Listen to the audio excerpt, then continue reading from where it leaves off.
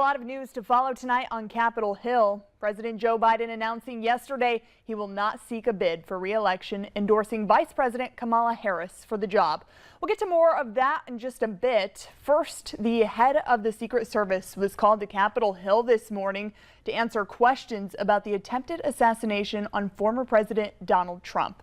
The House Oversight Committee subpoenaed Director Kimberly Cheadle after the attack, following widespread criticism that the agency did not properly prepare for Trump's rally in Butler, Pennsylvania. Some lawmakers have called for her to resign.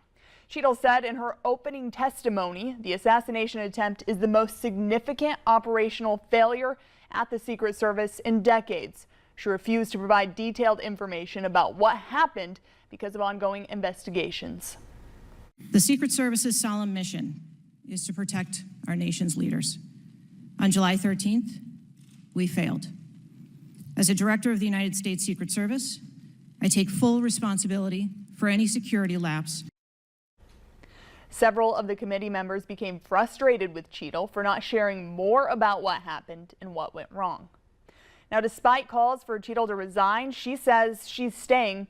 House Committee on Oversight and Accountability Chairman James Comer is one of the lawmakers calling for her to step aside.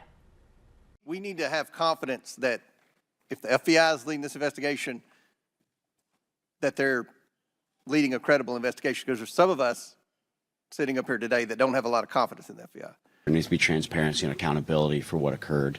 You know, there's one thing to kind of do the mea culpa, I'm responsible. It's another thing to be held accountable, and those are two very different things.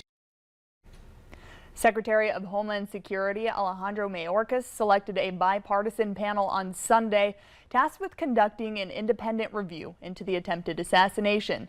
The bipartisan panel has extensive law enforcement and security experience. It will be responsible for conducting a 45-day review of the planning for and actions taken by the U.S. Secret Service, as well as state and local authorities before, during, and after the rally. The review will also look into the Secret Service's governing policies and procedures.